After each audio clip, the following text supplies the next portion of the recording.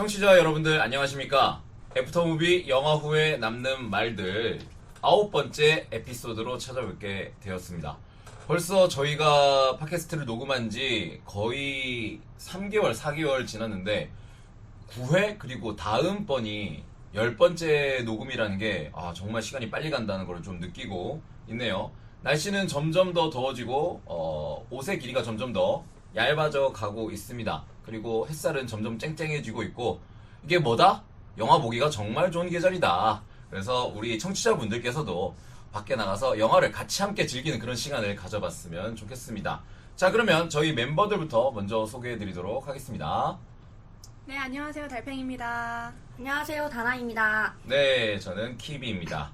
자, 여러분들 2주 만에 또 다시 뵙게 됐습니다. 잘 지내셨나요? 네, 시간이 너무 빠릅니다. 별로 잘 못 지내신 것 같은데요?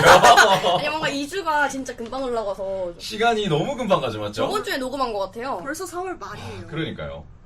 이러게 되면은 금방 여름이 벌써 온 것 같아요, 맞죠? 네, 맞아요. 그래도 다행인 게 좀 5월에는 좀 황금 연휴가 있잖아요. 너무 좋습니다. 그것만 기다리고 있습니다, 지금. 아까 전에도 저희가 좀 녹음하기 전에 얘기를 했지만 황금 연휴에 그 서로 간의 연휴 계획에서 좀 얘기했는데 그게 있었잖아요. 전주국제영화제가 마침 4월 29일부터 시작을 하는데 그것에 대해서 저희가 좀 얘기를 해봤잖아요. 저희가 예매에 거의 다 실패를 해봤어요. 그렇죠. 예매를 하려고 했으나 야, 이렇게 대한민국의 영화를 좋아하는 사람이 많다. 정말 대단한 숙소도 거의 다 찬 것 같고. 그러니까요. 숙소가 거의 다 찼길래 저는 당일로 좀 다녀와야 되나? 이런 생각을 또 해봤습니다. 당일로 다녀올 신다고 하면은 영화를 뭐 예매를 하신 게 있나요? 예매를 하긴 했는데 이제 보통 다 매진이더라고요. 그래가지고 남아있는 거를 주웠어요. 개막작, 폐막작은 지난주 이제 수요일날 시작을 했고 다른 영화들은 지난주 이제 금요일날 10시부터 예매를 시작했는데 제가 11시쯤 들어가 봤거든요. 오전 11시. 이미 싹 다 매진이더라고요. 그래서 우리나라에 이렇게 시네필들이 진짜 많구나. 특히 전주국제영화제는 독립영화, 해외영화, 그리고 단편영화 위주인데도 불구하고 이렇게 영화를 사랑해주시는 분들이 많다는 것에 속이 쓰리면서도 왜 나만 빼고 원래 이거를 서버 시간 맞춰놓고 들어가는 게 정석이잖아요. 그러니까요. 구국제는 저희가 꼭 성공을 해야 되겠습니다. 구국제는 그래도 이게 자리가 많아서 그런 건지 모르겠는데 구국제가 그래도... 더 힘든 것 같아요. 저는 전국제보다는. 구국제가 일단 많이 오고 작품이 많아도 인기작은 정해져 있기 때문에 그렇죠. 정말로 이게 1시간 후에 들어가는 것은 당연히 끝난 상태다. 네. 작년은 그래도 제가 좀 운이 좋아서 그런지 개막작을 다행히 가서 봤었거든요. 근데 전주국제영화제는 쉽지 않았습니다. 그래서 아쉽게도 올해는 좀 힘든 걸로 굉장히 씁쓸해지네요. 저도 만약에 당일치기 귀찮은데 하면 안 갈 수도 있어요. 그러면은 2주 동안 어떻게 잘 지내셨습니까? 네, 저부터 자연스럽게 예. 근황 토크를 좀 시작해 보자면요. 일단 저는 서울에 다녀오게 되었고요. 그래서 서울에. 네, 좀 친구들을 만나러 갔다가 또 종로 야장이 좀 유명하다길래 요즘에는 종로 야장 유명한가요? 유명하다더라고요. 그래서 이제 다녀와 봤는데 사람이 너무 많아서 정말 야장을 다녀온 건지 사람 구경을 한 건지 모를 정도로 너무 많은 인파에 이제 놀래서 이제 후다닥 후다닥 먹고 이제 돌아왔고요. 그 다음에 뮤지컬을 한 편 봤습니다. 그 킹키부츠라는 뮤지컬인데 유명하죠. 네, 서울에서 본 것은 아니고 지금 지방 공연을 다니고 계시더라고요. 그래서 이제 대구에 가서 보고 왔는데요. 저는 이제 많은 출연진 분들이 또 계신데 그 중에서 강홍석 배우님의 킹키부츠가 궁금했어서 이제 회를 골라서 보고 왔는데 역시나 너무 재미있었고 사실 굉장히 한 1, 2년 전에 바이럴이 됐잖아요. 맞아요. 개그맨 분들이 롤라 음악을 가지고 되게 재미있게 또 공연을 막 해주시고 해서 그게 바이럴이 많이 됐는데 그걸 또 실제로 가서 배우분들이 하시는 걸 보니까 너무너무 재밌었고 그 의미도 잘 느껴지는 것 같아서 자기 자신을 또 잘 인정하고 좀 성장하는 그런 이야기를 느끼고 와서 너무 좋은 또 시간을 보냈습니다. 뮤지컬 어떠셨어요? 뭐 전반적인 좀 평을 내려주시자면. 저는 일단 분위기 자체가 굉장히 유머러스하고요. 아. 좀 그러니까 재밌습니다. 그러니까 막 너무 딥하거나 너무 막 슬프고 무겁지 않고 전반적으로 다루고 있는 주제가 사실 막 그렇게 라이트하지는 않은데도 불구하고 굉장히 유머러스하고 재밌는 요소들이 많고 또 강홍석 배우님이 그걸 너무 잘 살려주셔서 너무 재미있게 보고 왔어요. 그 내용은 사실 많은 분들이 아실 거라서 그 드래킨인 이 롤라가 주인공이거든요. 그리고 또 이제 신발 가게 이제 주인의 아들인 찰리가 또 나오는데 그들이 그 드래킨들이 신는 그 kinky 부츠를 만들게 되면서 이제 벌어지는 이야기인데 저는 정말 강추드립니다. 너무너무 재미있게 또 신나게 즐길 수 있는 뮤지컬이라서 정말 재미있게 보고 왔어요. 네. 뮤지컬. 저도 이제 문화적인 소양이 많이 없어가지고 저는 뮤지컬을 사실 몇 개 본 게 없거든요. 저도 그렇습니다. 아직도 기억이 나는 게 근데 레베카라는 뮤지컬을 되게 재밌게 봤던 기억이 있어요. 그래가지고 그것도 여러 명의 버전이 있죠. 배우만 하는 게 버전이 다르잖아요.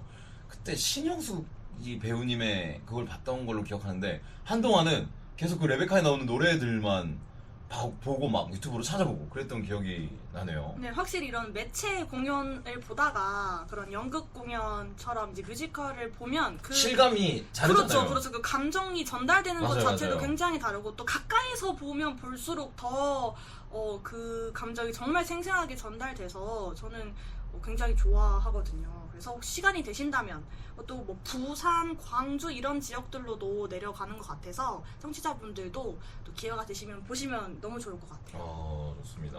뮤지컬을 보고 오신 달팽이님. 저는 2주간 뭐 영화도 좀 챙겨보고 그리고 운동도 열심히 하고 했는데 그때 우리 얘기했던 추락의 해부 있잖아요. 그거를 제가 좀 찾아봤습니다. 영화가 진짜 너무 좋더라고요. 너무 좋고 그때 저는 그때 추락의 해부를 안 보고 여러분들이 이제 보고 얘기를 했는데 이해가 되더라고요. 강아지가 연기를 너무 잘해요. 정말 잘해요. 와, 강아지가 그 이름이 뭐였죠? 누비였나? 스누비였죠. 와, 강아지가 연기를 너무 잘하는데 그때 말씀하셨듯이 이게 진실이 뭔지는 사실 중요하지 않고 그 추락의 해부잖아요. 그러니까 그 남편이 떨어져 죽은 거를 해부하면서 진실을 밝혀나가는 것 플러스에 뭔가 그 가족이 추락한다는 것을 되게 보여주는 해부하는 것처럼 낱낱이 보여주는 그런 어떤 중의적인 표현을 제목으로 잘 사용한 것 같더라고요. 그래가지고 영화가 그것도 영화 꽤 길죠. 2시간 넘어서까지 하는데 전혀 지루하지 않고 연기들이 그 우리의 에바 스트라트 역을 한 산드라 힐러 배우. 산드라 힐러가 연기 진짜 잘하더라고요. 그래서 영화 진짜 재밌게 잘 봤습니다. 아마 산드라 힐러 다른 영화들을 좀 찾아보고 싶은데 최근에 영화 뭐 개봉한 게 또 있지 않았어요? 존 오브 인터레스트. 존 오브 인터레스트 맞다. 보셨다고 하셨잖아요. 아니요 안 봤어요. 안 정말요? 봤어요. 강추입니다. 그것 역시. 근데 그거는 좀 음향이 중요한 영화라서 극장에서 보면 좋았을 텐데 기회가 없으니까 집에서라도. 그게 제가 듣기로는 저 유대인 맞아요. 홀로코스트에 관한 내용인 걸로 알고 있는데 한번 찾아보거나 나중에 재개봉 같은 거 꼭 해줬으면 좋겠네요. 불편한 장면 없이 불편한 그런 영화여가지고. 맞아요. 그래서 그 추락의 해부를 굉장히 재밌게 봤고 그리고 좀 고민 중인 게 있는 게 뭔가요? 이게 그 최근에 살목지라는 영화가 지금 엄청 뜨겁게 달구고 있잖아요. 10만 넘지 않았어요? 10만이 아니에요. 제가 알기로는 100만이요? 100만을 넘긴 진짜요? 걸로 알고 있거든요. 저도 사실 고민을 좀 했습니다. 네. 무서울까? 근데 조금 무섭대요. 네. 그러니까 저는 의문이에요. 왜 이렇게 도대체 왜 이렇게 흥행을 그럼 하지? 보러 가셔야 되겠는데? 그러니까 좀 지금 그래서 궁금해가지고 원래 공포 영화를 막 꺼리지는 않는데 그래도 뭐 재밌게는 잘 보거든요. 그런데 딱 봐도 이거 뭐 칼살먹지 이제 제작하시고 만드신 분들한테는 좀 죄송스러운 말씀이지만 딱 봐도 제 취향이니까 딱 봐도 재미없어 보이는데 딱 봐도 재미없어 보이는데 아니 왜 이렇게까지 공포 영화가 특히 우리 한국에서 그런 공포 영화가 100만을 넘기고 또 그 찾아간다고 하잖아요, 사람들이.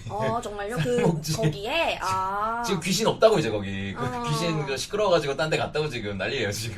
근데 그 소재가 물귀신이더라고요. 물귀신, 저수지 있는 맞아요. 물귀신. 그래서 뭔가 물귀신이 약간 좀 한국적 귀신 느낌이지 않아요? 그렇죠. 그래서 약간 좀 흥하는 건가 싶기도 하고. 근데 웃기게도 같은 시기에 개봉한 다른 한국 영화, 공포 영화들이 몇 개 더 있었는데 정말요? 다른 거는 한 개도 이게 마케팅의 힘인지 뭐 인스타에서 이게 바이럴이 잘 된 건지 아니면 정말 실제 장소가 있다고 하니까 더 관심이 가게 되는 걸 수도 있어요. 그런 걸 수도 있어요. 약간 살육지가 잘 되는 거 보면서 곤지암이 좀 생각이 났거든요. 곤지암 그 영화도 그게 나오고 나서 그 장소가 또 그 폐정신병원이 엄청 핫해졌잖아요. 그래서 그런 느낌으로 사람들이 기대하고 보는 거 아닌가. 곤지암이 진짜 잘 됐잖아요, 그때. 곤지암이 흥행은 했었죠. 그런데 평이 되게 박했단 말이에요, 되게. 저는 너무 무서워가지고 그거 보고 온 날 잠을 못 잤어요. 아, 좀 많이 못 보는 편이라 공포 영화를. 근데 곤지암이 원래 정신병원이 있는 장소인데 그거를 다 부수고 이제 아. 거기에는 이제 리조트가 생기지 않았습니까? 아, 맞아. 뭔가- 곤지암 스키장이 있잖아요. 저도 잘 아, 기억이 그 나지 위치가 않는데. 다른데가 그건 잘 모르겠는데 음, 아무튼 그래서 지금 곤지암도 그렇고 살목지도 그 저수지에 지금 사람들이 맨날 간대요 밤에. 아니 근데 귀신을 봐서 뭐 하려고 가는 거예요? 그래서 이제 귀신도 이제 딴 데 갔다고 이제 아, 시끄러워가지고 너무 시끄러워서. 시끄러워가지고 딴 데 음. 갔다고. 실물 영접을 하고 싶은가 봐요. 그래서 보통 제가 공포 영화는 엔간하면은 잘 안 보거든요. 진짜 재밌다라고 흥행이 나지 않는 이상. 그런데 살목지는 좀 약간 흥미가 생기더라고요. 그리고 이제 재밌는 영화들이 개봉을 앞둔 게 꽤 많아요. 맞아요. 기대가 되고 있는 작품들이 꽤 뭐 많더라고요. 일단 악마는 프라다를 입는다부터 슈퍼마리오 갤럭시 엄청 재밌을 것 같던데. 아 그런 거 안 좋아하시나 보요. 1편을 봤는데 별로였어요? 극장에서 봤거든요? 좀 그랬어요. 아, 애기들이 보면 좋을 것 같다. 뭐 마이클 잭슨 아, 전기 마이클. 영화도 있고 그래서 볼 게 이제는 좀 많아졌다. 지지난주에 비하면은 꽤나 우리가 이야기할 게 많아졌다 해서 굉장히 즐거울 것 같습니다. 그래서 저는 뭐 재밌는 영화를 한 편 봤고 그리고 뭐 전에 얘기했던 드라마들 데어데블 같은 것도 좀 챙겨보고 이렇게 무난한 2주를 잘 보냈습니다. 다나님 어떠신가요? 또 네. 다나의 이번 주의 컨텐츠 한번 이야기 한번 들어볼까요? 저는 컨텐츠를 많이 안 보긴 했는데 저도 이번에 서울을 또 다녀왔거든요. 아, 저번에 제가 그 국현미에서 전시를 데미안 허스트 전시를 좀 별로라고 말씀을 드렸었는데 이번에는 그라운드 시소 센트럴에서 하는 맥스 시덴토프 맥스 시덴토프. 네, 작가님의 전시를 보고 왔거든요. 약간 제가 알기로는 국내에서 이렇게 이분의 작품을 이렇게 한꺼번에 하는 게 처음이다라고 저 알고 같은 있어요. 미술 문외한들도 알 수 있는 유명한 작품들이 있을까요? 뭐 아니요. 상어 같은 거. 그런 거는 없는데 작품이 되게 유쾌하고 웃겨가지고 아. 되게 보는 내내 처음 보는 작가님인데 되게 호감이 생긴다. 그리고 약간 좀 현대 작가님이셔서 영상물을 많이 활용을 하시는데 그게 되게 좀 재밌더라고요. 저희는 또 영화를 좋아하잖아요. 그렇죠. 그래서 보시면 되게 좋을 것 같고 아. 아마 6월까지 전시가 이어지는 걸로 알고 있어서 재밌게 볼 수 있을 것 같습니다. 그리고 또 대구를 또 다녀왔는데요. 많이 다녀오셨네요. 제가 약간 좀 그런 방랑기가 있어요. 근데 대구 중앙로에 진짜 가차샵이 많더라고요. 그게 뭐예요? 그 가차샵. 가차 돌리는 거 있잖아요. 아. 돌려서 뭐 작은 이렇게 볼 나와서 이렇게 까는 랜덤깡 하는. 근데 가차샵이 정말로 10군데가 넘는 게 한 곳에 이렇게 모여 있는 거예요. 그래가지고 진짜 이 세상에 존재하는 모든 가차 라인업을 다 본 것 같은 그런 느낌으로 정말 많이 봤는데 얼마나 거기서 사용하셨나요, 돈을? 이번에는 별로 많이 하진 않았어요. 제가 좋아하는 애니메이션 라인이 별로 없더라고요, 다행히. 근데 이번에 보니까 한참 작년에 그 체인소맨 레제 편 나오고 나서 레제 편 주인공들 가차들이 풀미가 엄청 붙어가지고 한 번 돌리는데 10,000원 넘는 것도 있었거든요. 와. 근데 이번에 보니까 확실히 그런 좀 거품이 빠졌는지 4,000원, 5,000원 이러는 거예요. 저는 물론 고점에서 매입을 했습니다. 그래서 조금 마음이 쓰렸습니다. 다크는 돈이 된다. 네, 진짜로. 진짜로. 그리고 그 가차샵들마다 사람들이 바글바글해요. 음. 좀 이런 말씀 드려도 될지 모르겠지만 저는 그래도 그 애니메이션이나 만화류들을 꽤 옛날부터 좋아해 왔거든요. 뭐 그리고 그게 뭐 얼마나 깊하냐 깊냐 얕냐를 떠나서 꽤 오랫동안 좋아해 왔고 그래서 옛날 기준으로 따지면 저도 꽤나 오타쿠 같은 소리를 들었습니다. 네. 그런 서브 컬처에 대해서. 그런데 최근에 이제 인싸들이 아, 이 패션 오타쿠? 패션 오타쿠들이 음. 그냥 애니메이션 좋아해. 나 체인소맨 좋아해. 아 그래? 나 귀멸의 칼날 좋아해. 아 그래? 이러면서 와글와글 막 데이트 코스로 그런 거를 택해가지고 하는 게 굉장히 뭐랄까 꼰대 같은 말이지만 아니 약간 홍대병 있으시다 그랬잖아요. 아, 맞아요. 그래서 그런 거 아닌가. 맞아요. 홍대병이 약간 제가 좀 안 있어서. 입겁다. 저는 아니, 약간 좀 그런 안 게 입겁습니다. 있습니다. 왜냐면 이런 나만 줘야 되는데. 아니 그것도 그렇고 가차나 쿠지를 하면은 너무 이제 그 풀미가 높아지는 거예요. 아. 원한 쓰는 사람들이 많아지니까. 어. 그래서 좀 빨리 그런 거품이 사라져야 우리가 원가에 이걸 즐길 수 있는데 하는 아쉬움이 이런 맞아요. 오타쿠의 마음으로 들었습니다만. 강제적으로 접근해서. 네, 하지만 좋아하는 사람들이 많아지면 더 많은 공급이 있는 건 사실이기 맞아요, 때문에 맞아요. 네, 언제까지 이 오타쿠들의 문화가 좀 유지가 될지 좀 궁금해요. 언제까지 이렇게 좀 사람들이 패션 가차- 오타쿠들이 네. 언제까지 피규어를 모으고 언제까지 이 유행이 지나갈지가 조금 궁금해지고요. 그다음 또 제가 오랜만에 이제 야구가 또 이제 시작이 해가지고 아. 야구 경기를 보고 왔는데요. 진짜 NC가 너무 못하는 거예요. NC 팬이세요? 저는 이제 팬이라고 한다면 NC 쪽인데 아니 NC가 제가 보러 간 날 전까지 6연패로 졌어요. 6번을 졌는데 다행히 제가 본 날 이겼어요. 그 다음부터 또 완전 졌어요. 다행이네요. 대박이다. 승리 요정이네요. 네, 승료 근데 이게 조금 껄끄러운 왜냐면 쭉 이겨줬으면 좋은데 아. 계속 또 져가지고 조금 네 그래도 오랜만에 이렇게 평일에 보러 간 건데 야구 응원 문화도 재밌잖아요. 또 평일 낮부터 이제 가니까 요새 또 여름 시작이라 늦게까지 또 해가 있고 이러니까 되게 또 평일이 아닌 느낌. 그다음 또 맛있는 음식도 먹고 이러니까 즐겁더라고요. 더 늦게 가면 굉장히 뜨거울 것 같아서 뭔가 지금이 맞아요. 최적기일 것 아, 같은 맞다, 생각이 맞다, 듭니다. 맞다, 맞다. 네. 에어컨 없으니까 그런 거 그 방을 하기엔 우리가 돈이 없으니까. 네 그리고 제가 또 저희가 햄넷 얘기를 그때 너무 다들 혹평으로 맞죠. 얘기를 했잖아요. 그래서 제가 그때도 책을 읽고 있다고 말씀을 드렸었는데 드디어 완독을 했습니다. 근데 저는 조금 제시 버클리 배우가 연기를 너무 잘해서 그런지, 연기가 조금 책 대사나 그 장면들마다 이렇게 겹쳐서 떠오르더라고요. 근데 책이 좋긴 했는데, 영화가 좀 더 시각적인 게 좀 더 와닿는 게 크다 보니까, 영화가 더 좀 마음이 가는 것 같긴 한데, 책도 되게 상세한 마음 묘사가 있어서, 좋았고요. 마음이 좀 많이 안 좋더라고요. 확실히 읽으면서도 이거를 이 처참한 마음을 너무 길게 서술해 놓으니까 정말로 우리 아그네스가 마음이 안 좋았겠다 이런 생각이 들었고 생각보다 영화랑 달랐던 점은 이 연극이 되어간 과정 이 햄넷이라는 이 연극이 나오는 그 과정은 생각보다 없었고 영화기 때문에 그 연극 장면을 좀 많이 추가해서 넣었나 봐요. 그래서 연극 장면은 거의 안 나오더라고요. 그게 좀 문제인 것 같아요. 그러니까 영화를 접하고 그거에 대해서 원작을 찾아보면은 사실 시각적으로 저희가 먼저 받아들여진 상태에서 책을 보게 되잖아요. 그러면 약간 우리 상상력이 좀 제한이 되는 맞아요. 느낌? 그건 그래요. 네. 오히려 저번에 얘기했던 프로젝트 헤일메리는 저희가 책을 보고 영화를 보니까 또 아쉬움이 있긴 했지만 네. 그래도 뭔가 좀 새로운 장면들, 상상력 밖의 이야기들이 있었는데 영화를 보고 책을 보면은 조금 그게 갇히는 느낌이긴 해요. 저도 사실 그래서 영화를 보고 나서 프로젝트 헤일메리 책을 읽는데 너무 그게 겹치니까 잘 안 읽히더라고요. 맞아요. 그런 것 같아요. 그런 부분이 좀 있는 것 같아요. 음.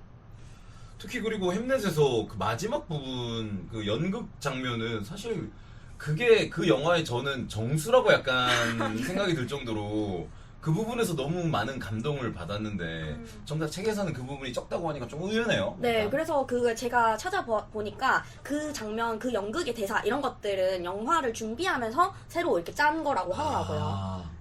야, 그러면은 그 각본 쓰신 분이 엄청 대단하시네요. 네, 진짜. 그렇습니다. 그래서 각본상을 아마 받지 않을까 올해 아카데미에서. 아니죠. 아니, 햄넷은- 끝났구나. 네, 끝났죠. 끝났죠. 네, 끝났네요. 안타까운 일이네요. 아쉽네. 네, 그리고 또 저도 막 그렇게 많이 챙겨보진 못했는데, 제가 최근에 그 라프텔을 가입을 했거든요. 근데 생각보다 라프텔에 있는 애니메이션 유명한 것들은 다 왓챠나 넷플릭스에 있어가지고, 큰 메리트를 못 느끼긴 하겠던데, 그래도 어쨌든 가입을 했으니까 뭘 봐야 되잖아요.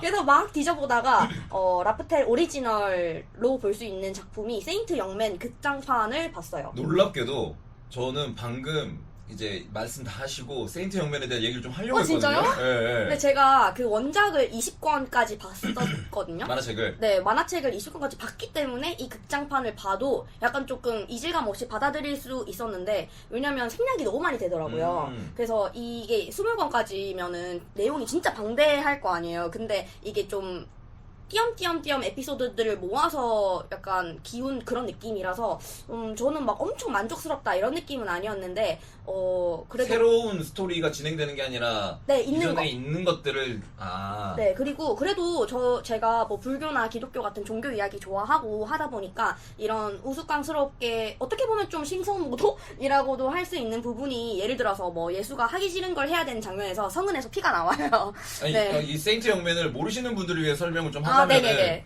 이 우리가 알고 있는 가장 거대한 종교 중에 하나죠. 이제 기독교와 불교 두 성인, 이제 고타마 시타르타 부처와 예수님이 하계로 휴가를 내려옵니다.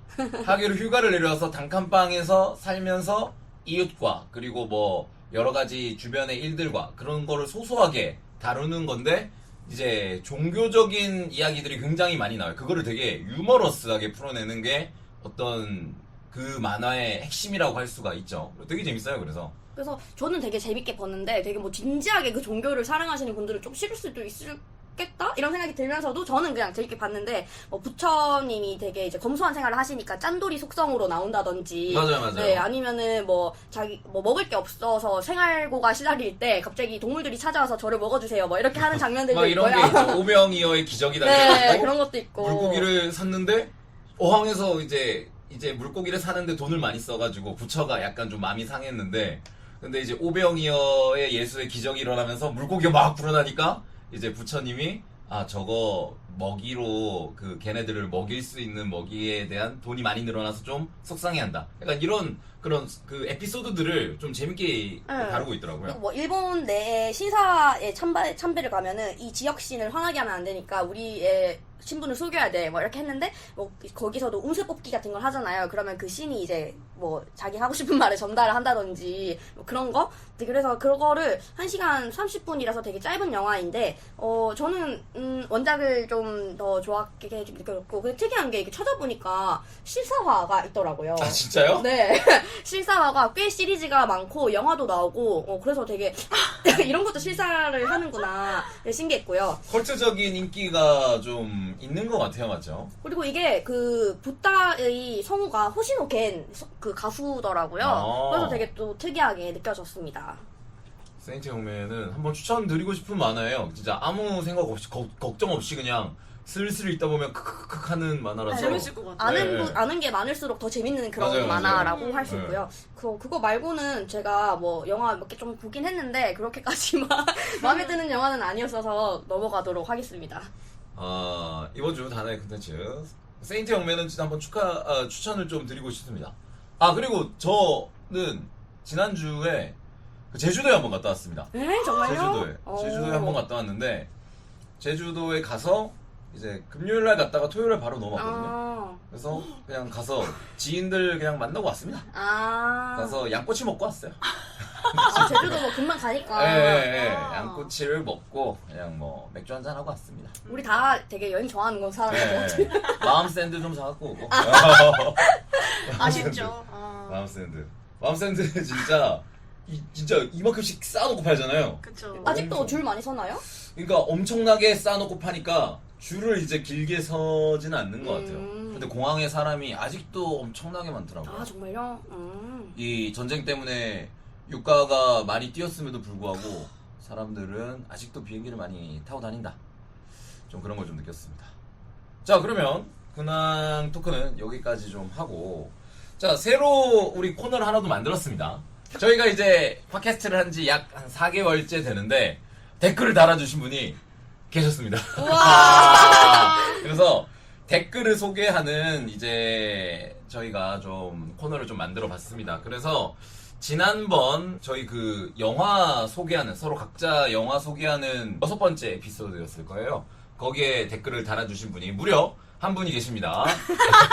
감사합니다. 네, 댓글을 좀 소개해 드릴게요. 평범한 휴먼1님, 2025년에 고생들 많으셨고 작품들에 대한 이야기를 해주신 것에 감사하는 마음을 가지고 있습니다. 2026년에도 다들 건강하게 지내시길 바라며 어려운 세상에서도 행복하시길 바래요. 프랑켄슈타인도 확실히 기에르모 델 토로 감독의 스타일과 잘 어울린다는 것 같다는 생각이 들었고 파네미로 오피리아와 세계 열쇠를 재미있게 본 입장에서 선택을 잘한 것 같습니다. 아바타 불과제와 주토피아2로 2025년을 마무리한 이후로 2026년에 볼 영화들이 무엇인지 계속 고민하고 있네요. 일단 스타워즈 팬으로서 만달로리안 그로그는 필수고 듀운 파트 3와 2026년작 클리프행어, 헝거게임, 모아나 실사판도 기대됩니다. 당연히 도라에몽과 명탐정 코난 극장판도 기대 중이죠. 흐흐흐. 특히나 이번 만달로리안은 그로그가 정말 오랜만에 개봉한 스타워즈 영화이고 몇 일 전 스타워즈의 애니메이션 작품인 스타워즈 몰 그림자 군주의 첫 에피소드가 너무 잘 만들어져서 계속 기대하는 중입니다. 흐흐. 이렇게 댓글을 달아주셨고, 그리고 평범한 휴머님 진짜 죄송합니다만 그전에도 댓글을 달아주셨는데 그 주토피아와 관련된 이야기를 해주셨는데 앞으로도 많이 달아주셨으면 좋겠어요. 저희가 이제 안 빼먹고 소개해드릴게요. 너무 작고 소중한데 네. 저희 댓글 저희가 달아주시는- 이거 하기 전에 몰랐는데 이게 댓글이 정말 소중하게 맞아요. 와닿더라고요, 마음에. 왜냐면 네. 저희한테 보이는 게 없다 보니까 음. 댓글을 보면은 너무 감사하고, 그리고 저도 대댓글을 남겨드리긴 했지만 저 진짜 그로그를 너무 사랑하거든요. 제가 그로그를 너무 좋아해서 그로그 아기 피규어들을 또 모았어요. 그래가지고 이제 그로그가 또 영화로 나온다니까 큰 극장판으로 보면은 얼마나 귀여울까 이런 생각을 또 하면서 추천드립니다. 이 평범한 휴먼 일님이 보시면은 영화에도 조예가 있으시고 그리고 이 서브컬처에도 꽤나 깊이 있게 좀 탐독하는 오타쿠 같거든요. 그래서 그 스타워즈를 또 많이 좋아하신다고 하시니까 굉장히 또 저도 스타워즈 팬이거든요. 저도 스타워즈 팬이라서 굉장히 친근하게 와닿는데 앞으로도 저희 팟캐스트 즐겁게 잘 들어주셨으면은 감사하겠습니다. 그리고 댓글 꼭 남겨주세요. 그 스타워즈 그 얘기 나와서 잠깐 좀 얘기를 하는데 스타워즈는 이제 본 시리즈가 스타워즈 대표님 스타워즈 좋아하세요? 저는 보지 않았습니다. 저도 안 봤고 그 만달로리아만 봤어요. 스타워즈가 이제 그 프리퀄 시리즈와 이제 시퀄 시리즈 이제 총 합쳐가지고 여러 편이 나왔는데 그 본 시리즈들이 이제 워낙 혹평을 받았죠. 혹평 최근에 나온 시리즈들이. 근데 거기에서 이제 스타워즈 시리즈가 끝인가? 스타워즈는 이대로 끝나는 것인가? 라고 했지만 이후에 나온 만달로리안 시리즈라든지 뭐 그 최근에 나온 여러 스피노프작들이 굉장히 인기를 많이 끌면서 다시금 약간 부활하는 스타워즈 시리즈들이 인기를 점점 많이 얻어가는 추세더라고요.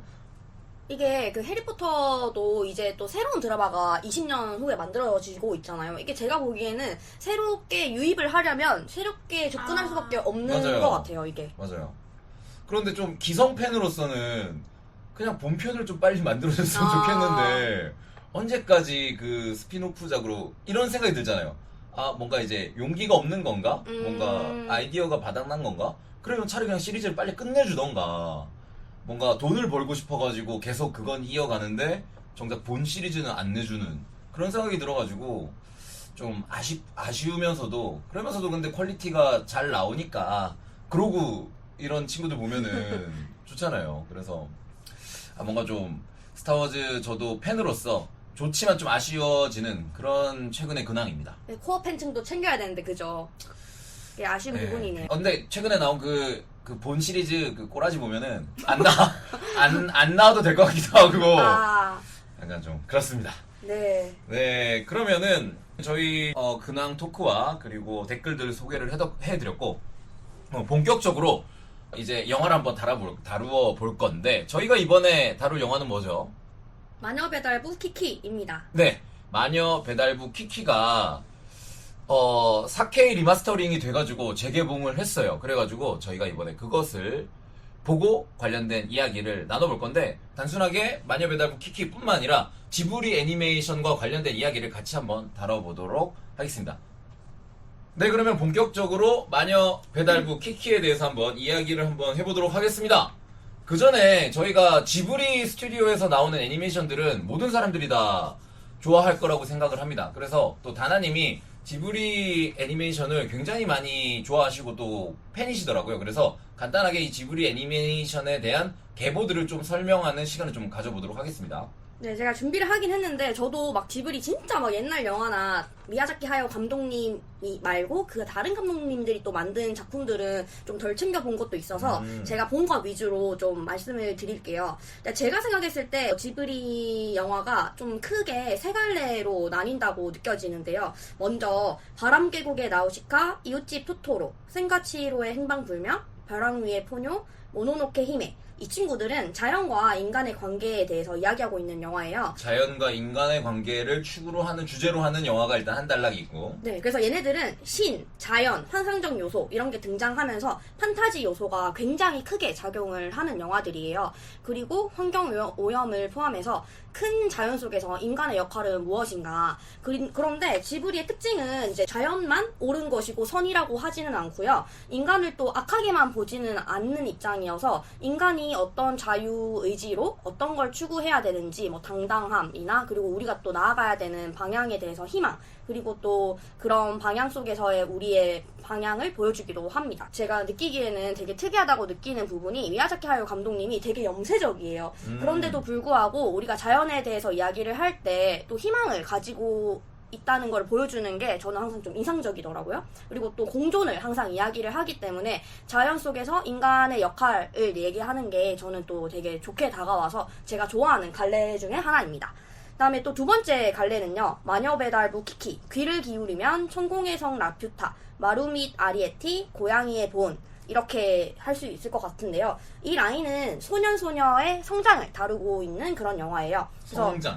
성장이 좀 더 포인트가 되는. 그래서 사실 뭐 마녀가 등장한다든지 고양이 세계로 떨어진다던가 또는 하늘에 떠있는 섬, 그리고 소인족 이런 것들도 판타지 요소이긴 하지만 이런 거에 초점이 맞춰 있다기보다는 우리가 인간의 내면 이야기에 더 초점이 맞춰져 있어서 어떻게 성장해 가는지에 초점을 맞추고 영화를 보면은 우리가 이 주인공들이 성장해가는 걸 보면서 되게 따뜻함을 느낄 수 있는 그런 영화라고 볼 수 있을 것 같아요.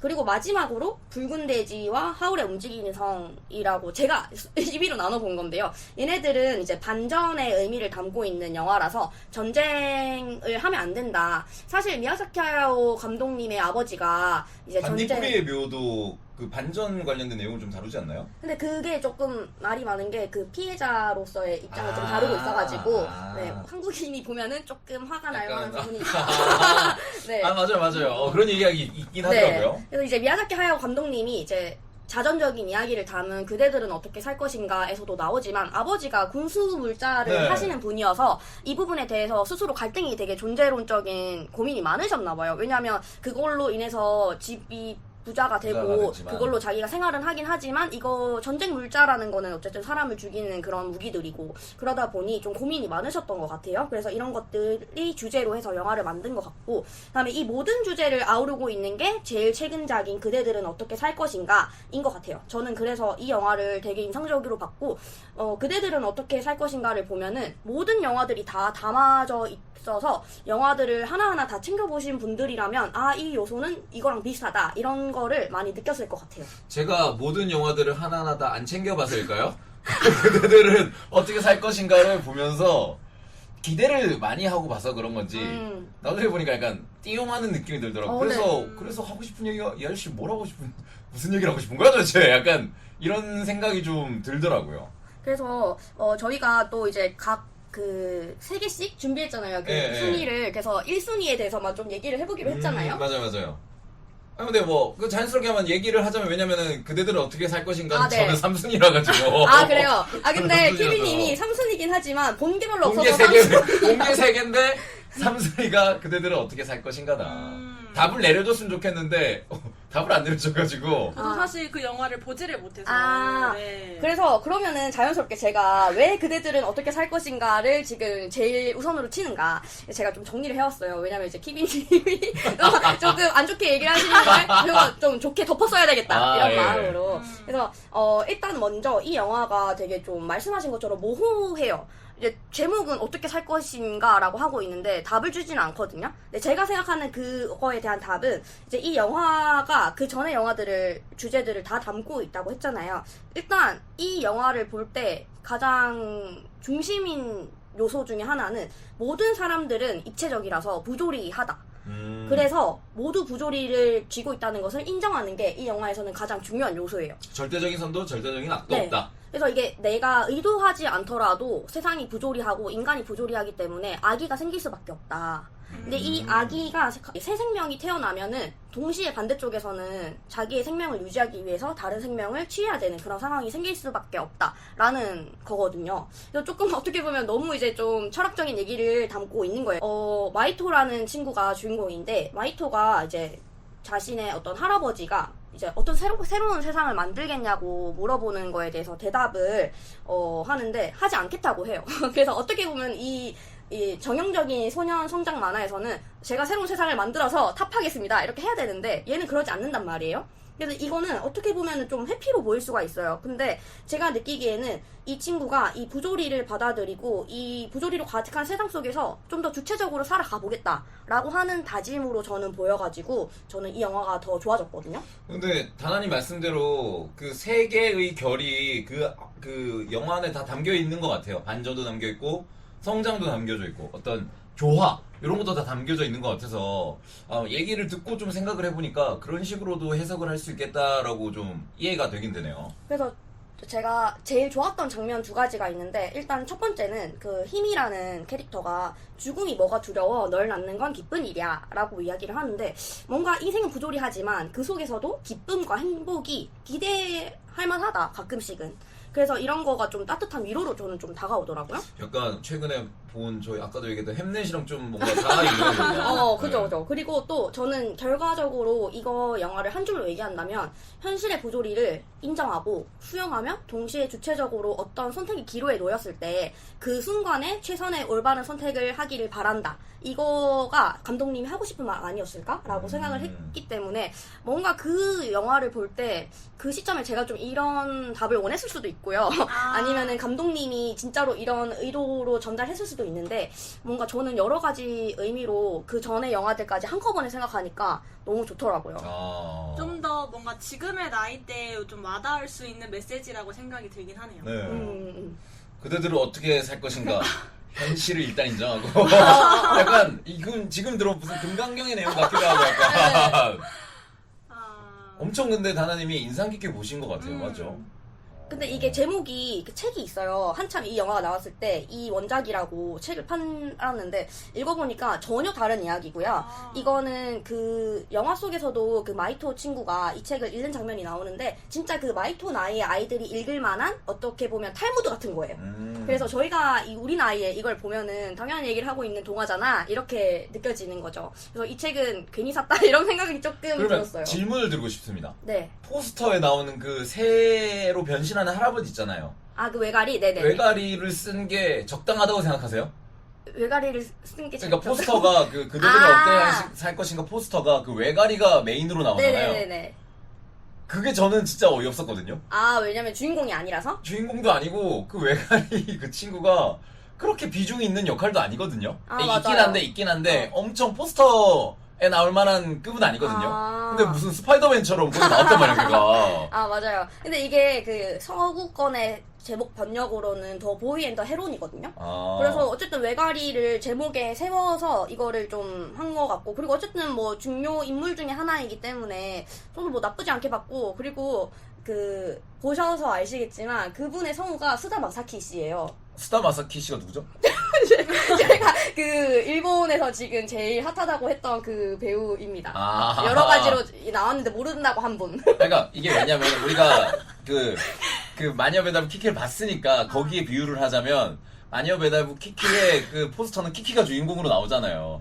키키 또는 이제 지지나 이 정도 급의 인물이 나와야 되는데 그 뜬금없이 그 오소노 아줌마 남편이 약간 포스터라고 그런 느낌이에요. 그 정도 별로 저는 근데 외가리가 되게 역할이 중요하다고, 왜냐면 건너가는 다리의 역할이잖아요. 그래서 그 정도인가?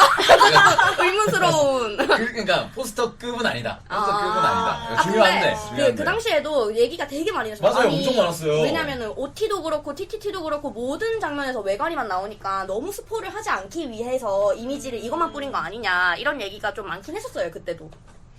네. 그래서 저는 그래서 요런 좀 텍스트를 좀 읽어 나가면은 굉장히 재미있는 영화인데 영화적인 어떤 재미는 그렇게 닿진 않았어요 저한테는. 근데 맞아요. 그 다나님께서는 그런 전반적인 미야자키 하야오의 세계를 다 같이 읽어낼 수 있다는 부분에서는 굉장히 높게 평가를 하시는 것 같네요.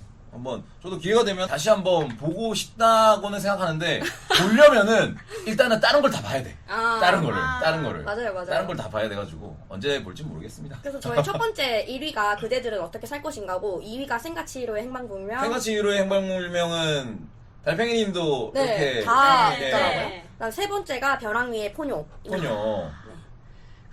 포뇨를 다른 분들이 안 적었길래 제가 그 언급해주고 싶어서 좀 적은 것도 있고 제가 포뇨를 너무 귀여워해요.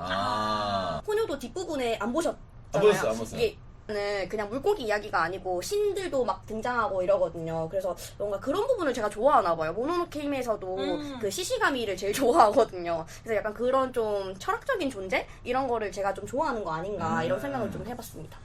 모노노케 히메도 저는 되게 재밌게 봤거든요. 모노노케 히메 원령공주가 진짜 재밌게 봤는데 그게 딱 그 드러나잖아요. 그 자연과의 공존, 그 자연 속에서 인간은 과연 어떤 삶을 살아야 될 것인가를 어떤 그 메타포 없이 비유 없이 그냥 노골적으로 이렇게 보여주잖아요. 그래서 저는 나중에도 이야기하겠지만 미야자키 하야오의 그런 되게 시리어스하면서도 다크하면서도 진중하고 어떤 무겁게 메시지를 전해주는 부분 있잖아요. 근데 저는 그것도 되게 좋은데 어떻게 보면 그게 좀 너무 부담스러울 때가 있어요. 키베님은 좀 그거를 가볍게 유머러스하게 탁 이렇게 해주면은- 경쾌하게 가는 걸 좋아하시는 네네. 거예요. 그러면은 추천드리는 작품이 귀를 기울이면. 귀를 추천해요. 기울이면. 왜냐면 이건 로맨스입니다. 로맨스는 좋아하실만 그렇게 안 좋아하는데 로맨스는. 아니요, 좋아하실만 하다. 네, 보시라는 의미죠. 귀를 기울이면. 귀를 기울이면. 그거를 추천드리고요. 마녀 배달부 키키도 좋다고 하셨잖아요. 너무 좋았죠. 마루밋 아리에티도 추천드리고. 그러니까 제가 볼 때는 저는 그 첫 번째 갈래를 좋아하는 거고, TV님은 좀 두 번째 갈래를 좋아하는 거 아닌가. 토토로가 저는 보진 않았지만 취향에 좀 잘 맞을 것 같긴 해요. 토토로가. 무난하게 네. 보실 수 있을 것 같아요. 달팽이님은 지브리 작품 중에 뭐가 제일 좋으셨어요? 저는 1위로는 센가치히로의 행방불명을 뽑았고 2위로는 하울의 움직이는 성 그리고 세 번째로는 모노노케 히메를 뽑았습니다. 센가치히로의 행방불명 이거 발음이 안 되네. 센가치히로의 행방불명도 너무 유명한 사실 애니메이션.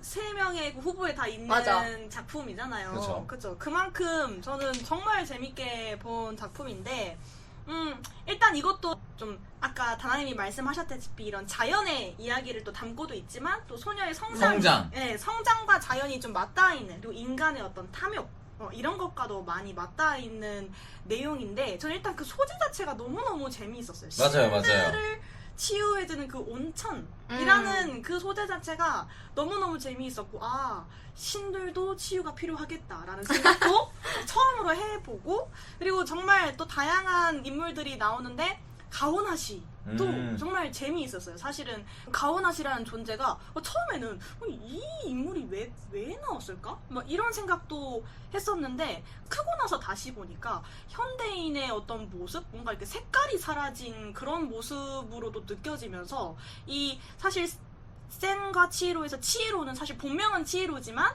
이제 그 온천장에 우연히 들어가게 되면서 자기 이름을 잃고 또 거기서 일을 하게 되잖아요. 그 과정 속에서 자기 자신을 좀 찾아가는 것 같은데 가오나시라는 존재는 뭔가 굉장히 외로워 보이고 자기의 어떤 정체성을 좀 잃어가는 그런 또 현대인의 모습을 또 보이기도 해서 나중에 지나고 나서 보니까 공감도 많이 되는 그런 인물이었고요. 그리고 그 하쿠라는 인물도 너무 많이 또 잘생기기도 하고 사실 그 미남들이 있지 않습니까? 이 지브리 애니메이션에서는 꼭 미남들이 나옵니다. 맞아요. 미남들이 나와요. 그래서 이제 미남들이 사실 근데 또 미남들이 주인공은 아니에요. 맞아요. 여성의 주인공들이 굉장히 많잖아요. 엄청 대부분의 애니메이션이 여성 또는 여성화된 캐릭터들이 주인공이잖아요. 네, 맞아요. 항상 그 주변 인물로 이런 미남의 주인공이 또 나오는데 이 하쿠가 또 이 원래는 강이었다가 또 이 치히로를 또 살려줬던 그런 기억도 또 떠올리면서 서로가 서로를 또 찾아가는 그런 이야기들도 굉장히 많이 와닿았어서 저는 정말 재미있게 봤고 일단은 제일 좋았던 거는 음악.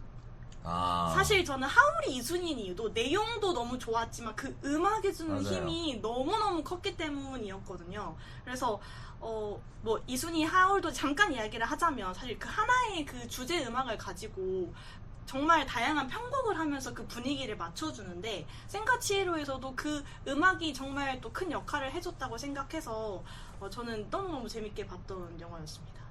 음악 얘기를 사실 지브리 애니메이션을 이야기하면서 안 할 수가 없잖아요. 모든 애니메이션들의 노래들이 와 진짜 대단하다고밖에 이야기할 수 없는, 그리고 저희가 다룰 그 마녀배달부 키키의 노래들도 진짜 그쵸. 듣고 있으면은 그 장면이 상상된다고나 할까요? 아 진짜 대단하죠. 지브리 애니메이션에 대해서는 사실 저희가 뭐 이야기하자면 하나의 그 저희가 녹음 그 시간을 마련해가지고 이야기를 해야 되는데, 아마 나중에 한번 저희가 애니메이션 관련된 특집을 하면서 좀 더 세부적으로 좀 다루면은 좋을 것 같습니다. 자, 그러면은 제가 첫 번째로 꼽은 게 사실은 마녀배달부 키키거든요. 네. 여러분들께 얘기했지만 사실 지브리 애니메이션을 많이 보지도 않았는데 마녀배달부 키키를 이번에 봤을 때 너무 좋더라고요. 진짜 너무 좋았고, 그럼 본격적으로 한번 마녀배달부 키키에 대해서 좀 이야기를 좀 나눠보도록 하겠습니다. 간단하게 줄거리를 좀 소개를 해드릴게요. 이 세계는 마녀들이 있는 세계입니다. 그리고 그거를 다들 당연스럽게 여기는 사회예요. 그런데 그런 느낌이 있죠. 뭔가 그 잊혀져가는 직업이라는 느낌이 들어요. 지금으로 따지면 뭐 종이 만드는 사람, 대장간에 들어가는 대장장이 약간 이런 느낌이에요. 맞죠? 그래서 이 마녀들은 13살이 되면은 수련을 해가지고 그 정식 마녀로 되기 위해서 1년간 고향을 떠나가지고 마녀가 없는 다른 마을에 정착해서 살아야 됩니다. 그래서 올해 13살이 된 마녀 키키는 이제 어머니 가족의 품을 떠나서 다른 마을로 갑니다. 그런데 다른 마을로 가서 일을 하려고 하는데 잘 안 풀려요. 여러 가지 우당탕탕 사건들을 겪게 되는데, 그 중에 이제 마음씨 좋은 이제 오소노 아주머니의 도움을 받아서 빵집에 그 살게 되면서 배달 일을 하게 됩니다. 그런 와중에 우르술라라는 이제 화가도 만나고, 비행사를 꿈꾸는 톰보라는 청년도 만나고, 마음씨 좋은 할머니도 만나고, 여러 사람들을 만나면서 이제 성장해 나가는 그런 마녀 키키의 이야기를 다룬 게 바로 마녀 배달부 키키의 이야기라고 할 수가 있겠습니다. 그럼 간단하게 여러분들의 좀 인상평을 좀 듣고 싶은데. 일단 저는 이 영화를 봤을 때 뭔가 우리의 어린 시절을 좀 떠오르게 하는 그런 이야기라는 생각이 들었고, 또 어린 시절뿐만 아니라 그냥 우리 모두의 마음속에 항상 뭔가 키키가 있는 게 아닌가 하는 생각을 하면서 본 영화였던 것 같아요. 하나님은요? 제가 진짜 옛날에 보고 오랜만에 보니까 내용이 생각이 안 나서 처음 보는 것 같더라고요. 생각보다 영화 전반적으로 키키가 웃는 얼굴이 별로 안 나와요. 되게 기분이 안 좋아요. 일단 여러 가지 마법의 힘도 잃고 새로운 데 나와 살고 이러다 보니까 마음이 마음 같지가 않고 아프고 그래서 그런 걸 보니까 마음이 되게 안 좋더라고요. 너무 어린 나이에 고생을 하는 것 같다. 아무리 이게 수련 방식이라고 해도 13살에 이게 쪽파 보내는 게 맞나 이런 생각이 좀 들더라고요. 같은 얘기를 좀 하고 싶은데, 저도 그 예전에는, 그러니까 어릴 때는 제가 뭐 애니메이션을 보든 게임을 하든 미성년자가 마을 밖을 벗어나서 뭔가 성과를 이루는 거에 대해서 아무런 그 거리낌, 마음적인 부담이 없었거든요. 저도 어린 나이였으니까. 그래서 제가 했던 뭐 옛날 게임들 보면은 이제 13살, 14살밖에 안 된 애들이 몬스터가 들거리는 밖에 술래를 나갑니다. 그런데 그거를 제가 아무렇지 않게 생각했거든요. 근데 지금 생각해보면 그게 말이 됩니까, 이게? 어떻게, 어른들이 그걸 말리지도 않아요. 그리고 이제 마녀 배달부 키키도 보니까 13살밖에 안 된 어린 아이가 마녀라지만 그거를 아무도 일가 친척 친구 없는 혼자 보내가지고 거기서 1년 동안 살게끔 하는 게 참, 제가 이게 나이가 들어서 그런 걸까요? 어린아이의 눈으로 보지 못해서 그런 걸까요? 처음에 그런 생각이 확 들더라고요. 약간 야. 그래서 이게 이건 애니메이션으로 봐야 되는데 왜 자꾸 이거를 현실적인 눈으로 바라보지? 라고 스스로를 좀 질책하게 되더라고요. 저는 하지만 간단하게 인상평을 말씀드리면은 진짜 너무 진짜 좋았다. 아까도 말씀드렸지만 이 심상이 맑아지는 느낌이라고 할까요? 이 새 속에 찌든 나의 이 몸과 마음을 이 마녀 배달부 키키가 저에게 좋은 거를 배달해준 느낌이랄까요? 그렇죠. 뭔가 본질을 찾게 해주는 네. 그런 영화죠. 아, 너무 진짜 즐거웠습니다. 그 영화를 보는 느낌이. 프로젝트 헤일 메리가 어떤 영화적인 쾌감을 저한테 엄청나게 줬다면 이거는 심상이 너무 즐거운 경험이었어요.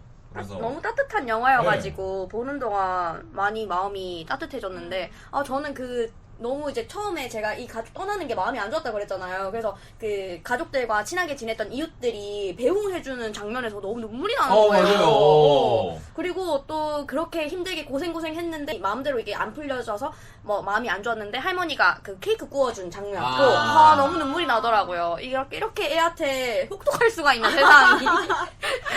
마음이 너무 안 좋았어요. 저는 근데 사실 마음이 안 좋다기보다는 그냥 너무 당연하게 세상은 혹독하다. 그렇구나. 그래서 사실 너무 분신해. 그 주변 분들이 정말 감사했지만 세상은 혹독하다. 정말 현실적이라 생각했습니다. 근데 현실적이라고 보기에는 오소노 아줌마 같은 분이 없어요. 아니 근데 없어요. 저는 오소노 아줌마 조금 너무하다 생각했던 부분이 있어요. 근데 저를 들찍하지 왜요? 말아주시고. 나도 설마 똑같은 부분 생각하는 거 아니야? 저는 처음 방 줄 때. 네, 청소도 안 한 방을 그러니까. 너무 좀 너무하다. 애기한테 좀 그런 생각이 들었어요. 아니 그리고 그 씬을 기억나실지 모르겠지만 청소하라고 이 마대자루랑 이거를 주고 놓고 가거든요. 오소노 아줌마가. 그래서 그걸 보면서 아니 방을 준 건 너무 고마운데 너무 창고를 준 거 아니야? 진짜. 아니 왜냐면 처음에 지지가 걸을 때마다 발자국이 발자국이 나는 정도로 너무 지저분한 방이어서 하얀 고양이 되겠다. 맞아. 그거 조금 충격적인 장면이었어요. 네, 근데 뭐 돈 안 받으니까 돈 안 받으면 괜찮은 거야? 약간 이런 생각도 들고. 저도 그 생각이 든 게 그냥 이렇게 얘기하잖아요. 방 써도 돼. 근데 대신 가끔 내가 몸이 지금 임신해 있으니까 가게 좀 봐줘. 아니 가게를 봐주게끔 하려면은 당연히 숙소랑 임금을 지불해줘야 되는 거 아니야? 라고 이게 아차 싶었죠. 그래 생각하면서 아차 이거 애니메이션으로 너무 이거 현대 어른의 눈으로 보면 안 돼. 아차 싶었죠. 좀 근데 이게 스토리 자체는 사실 그 키키라는 소녀의 성장에 맞춰져 있잖아요. 그래서 어떻게 보면은 클리셰적인 부분이 굉장히 많고 뭐랄까 스토리적으로는 뭔가 반전이랄 것도 없고 굉장히 평이하게 흘러가는데 스토리가 가지고 있는 그래도 클리셰가 가지고 있는 그 힘이 있잖아요. 알지만 우리가 나중에 가서 감동할 수밖에 없는 그런 힘들을 이 미야자키 하야오 감독님이 엄청나게 잘 이끌어 가 주었다. 그리고 아까 얘기했지만 이게 원작이 따로 있다고 아까 얘기를 했잖아요. 그래서 원작도 생각보다 그 권수가 굉장히 많더라고요.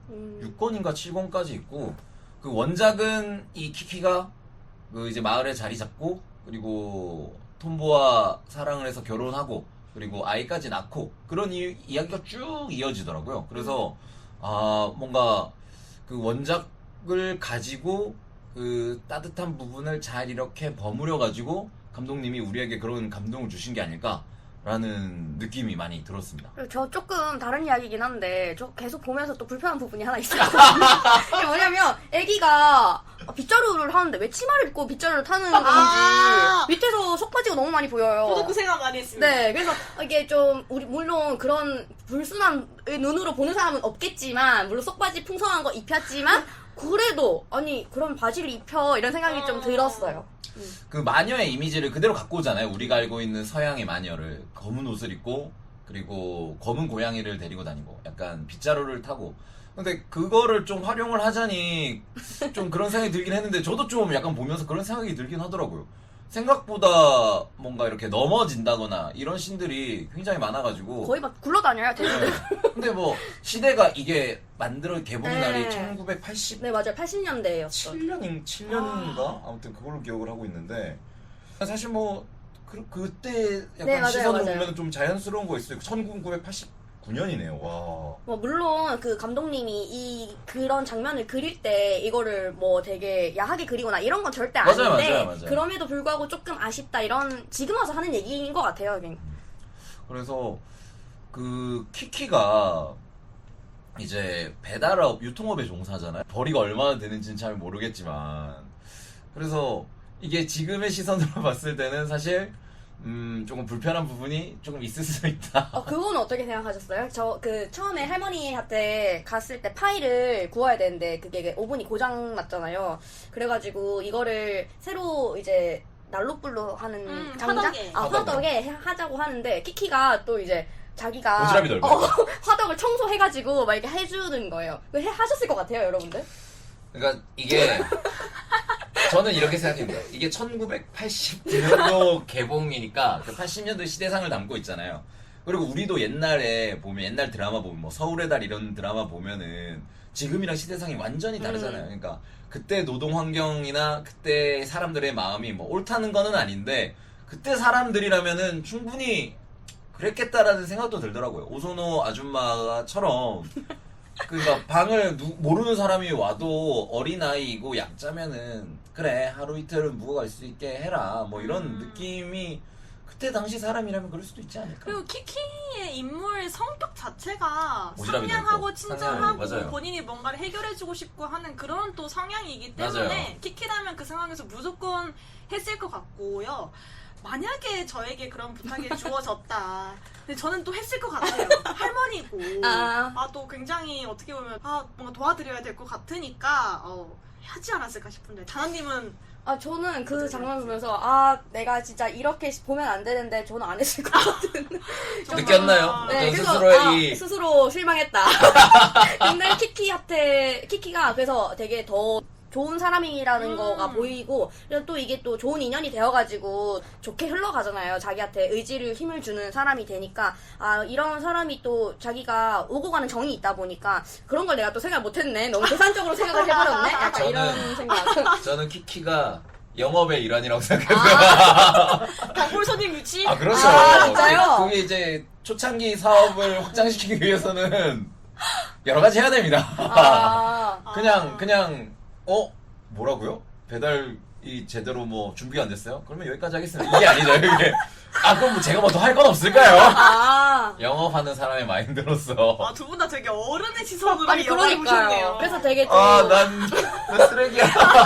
저는 그 키키가 되게 이제 어른의 입장에서 키키를 보니까 불쌍하고 안쓰럽고 그리고 혼자서 막 그 돈을 이렇게 막 세고 있잖아요. 이거는 어디 나갈 돈, 이건 어디 나갈 돈. 이게 너무 마음이 아팠어. 안타까워, 그러니까. 안타까웠어. 그러니까 이거를 저희가 13살, 15살에 봤으면은 완전 동년배 입장에서 봤을 거 아니에요. 그죠, 맞아요. 네, 좀 더 다른 느낌으로 봤을 텐데 너무 어른 시각으로. 저는 어쨌든 이 마녀의 수련 자체가 자립을 하는 과정이라고 생각을 맞아요. 딱 하니까 그뒤로부터는 어린이라고 생각을 안 하게 되더라고요. 아. 그러니까 집 밖을 나왔고 내가 자립하러 나왔고 내가 다른 도시에 나와 산다는 것 자체는 내가 내 한 몸 책임지려고 나온 거기 때문에 맞아요. 아줌마가 청소하는데 방 줘도 내가 청소해야 돼. 재워주는 게 어디야. 아. 할머니가 화덕, 물론 제가 봤을 때 그 화덕 사건이 이제 그 약한 마음, 이제 마음이 약해져서 이제 도움을 드린 거라고 생각하지만, 좀 그래서 사실 그렇게 현실적인 마음으로 보진 너무 막, 어른의 시선으로 막 어린이를 다루듯이 보진 않았거든요. 그래서 굉장히 신기합니다, 지금. 근데 응원을 하게 된 부분이 이제 마지막 하이라이트에서 톰보 구할 때 이제 빗자루한테 너 제대로 안 하면 불 태워버릴 거야 막 이렇게까지 하면서 이제 자신의 성격 있어요. 네, 의지를 막 불태우잖아요. 내가 이거를 꼭 구하고 말겠다 톰보를. 그렇게 하는 장면에서는 응원을 하게 되더라고요. 이게 키키야 진짜 잘하자 이런 생각이 들어가지고 또 그때도 약간 눈물 찔끔하고요. 이 마녀 배달부 키키가 나온 시대적 배경이 좀 모호하게 그려져 있죠. 그런 것 같아요. 왠지 전쟁이 있는 것 같기도 하고 약간 저는 하울이랑 좀 겹치나? 이런 생각을 또 하긴 했는데 약간 그 비행선 네, 그죠. 이런 곳의 존재가 좀 신기하긴 했어요. 유럽의 어떤 해안 도시의 느낌이 나는데 뭐 스페인이나 이탈리아 같은 느낌이 나는데 기술적인 발전은 텔레비전도 있고 라디오도 있고 TV도 있고 자동차도 있고 한데 비행선 뭐 비행기도 있고 근데 비행기가 지금 있는 막 전투기나 뭐 그 엄청나게 커다란 비행기가 아니라 이제 그 엔진을 통해서 그 프로펠러로 날아다니는 그런 비행기가 있는 걸로 봐서는 뭐 1900년대, 30년대, 40년대쯤의 기술력을 가진 시대상인 것 같아요. 그런데 명확하게 어느 나라다 이런 거는 없잖아요, 맞죠? 그래서 그 미야자키 하야오 감독님이 일부러 약간 그거를 좀 모호하게 설정을 했다고 하더라고요. 네, 시대상을 명확하게 판단할 수 없게끔. 대신에 근데 주려는 이미지는 저희가 명확하게 받아들일 수 있어요.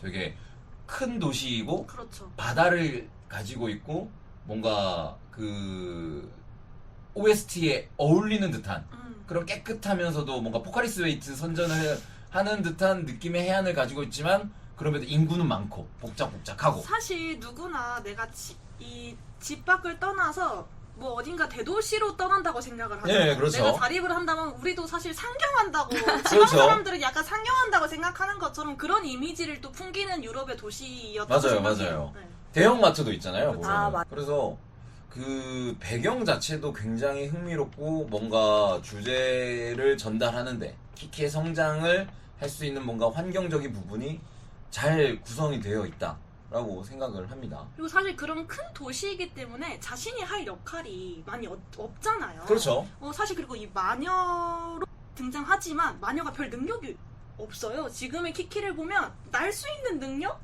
밖에는 없다 보니까 이게 마녀라고 하지만 그냥 사실 어떤 능력을 가진 우리 하나하나라고 생각을 또 하게 되더라고요. 그래서 뭔가 막 마법의 힘이 엄청 크게 느껴지는 뭐 그런 인물은 아닌 것 같고 그런 큰 도시에 갔을 때 나의 어떤 또 가치와 내가 할 수 있는 일을 찾아가는 그런 자립의 이야기라는 생각이 들어서 배경으로는 저는 굉장히 좋았다고 생각이 또 들더라고요.